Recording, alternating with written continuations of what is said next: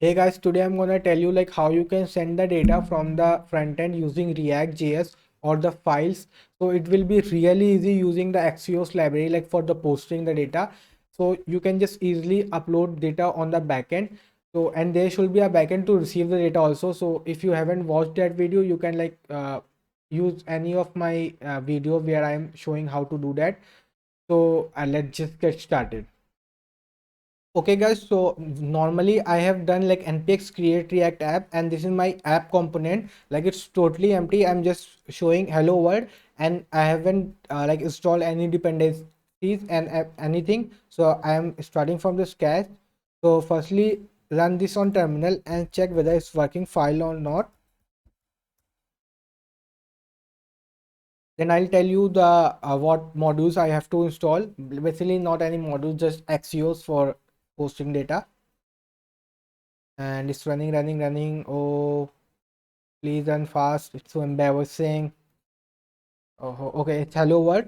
So let's just install one dependency called yeah, Axios. npm install Axios. I think we just need this only for posting data.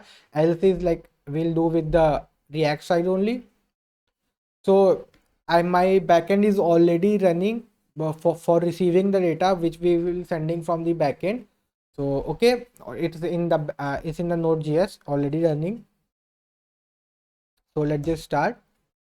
Okay, is there some error? Yeah, it's running. Okay, so it's running fine. So what I'll do, firstly we need to import few things.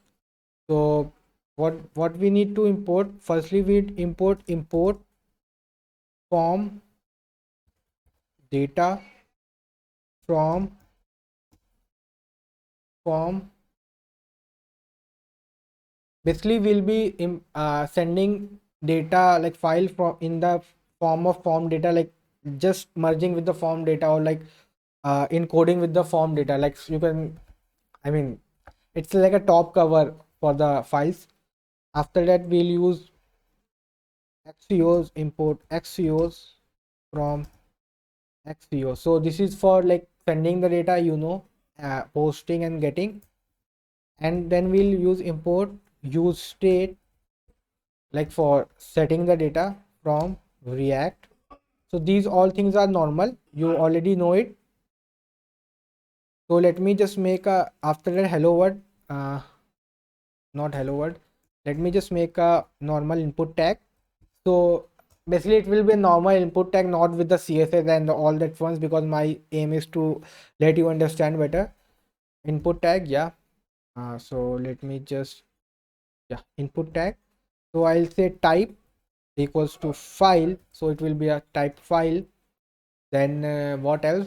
Yeah, name. A name is not necessary. Name will say, we'll upload screenshot, so we'll say screenshot. Okay, so nothing much. Then we'll have a button for submitting it, button, and this is called submit. We'll just save it and check here. Okay, file, choose the file. Okay, it's working fine. We can choose the file, and here the submit part. So suppose you select the file, that's normal. But what if I select the files, then what happens? So on submitting the file, we firstly um, take that file in a use state variable. So we'll say constant file comma set file equals to use state, and we'll say null for now. So as soon as the file changes, we want the file. Okay, so what we'll do, we'll say on change equal to then what we do, then we'll create curly braces, then we'll do e, and like this. And let me first console you and show you. So console dot log, and it will come e dot target dot files. So whenever we'll select a file, it will come under e dot target dot files. Okay, So let's just save it and see whether it's coming or not. Expect console, everything's fine. File choosing like a normal pictures, screenshots, file. See, it's sending an like array file list. So it's sending an array. Like if I select two, I don't know if I can or not. Yeah, no, I think I can select only one. So what, it's an array, so we have to select the first index. So in first index, see, we have got every detail. So if you expand it, last modified, I don't know, yeah, last modified date, then the name, then the size, type, and web, like other details that not necessary for us. So we are getting an array and it's under the first index, you can see 0. So what we'll do, we'll need the 0 index file. So but we need this file to be set in this, because obviously we have to send it. So what we'll do, instead of consoling it, we'll do set file. So till now I think it's clear. Basically whenever we'll select a file or change a file, so it will automatically set the file inside this file variable. Okay, now we want to send this file. So for sending, we have to post, we have to uh, on click, like on submit, we want to send a request, on click, and the request will be upload. Okay, like function name will be upload. Up, oh sorry, what's happening, upload. Yeah, we'll send the events. What if what's, yeah, event, here we'll catch the event. So on sending, we'll call a function. So we'll say constant upload, then we'll catch the event. Then firstly we'll do e dot prevent default.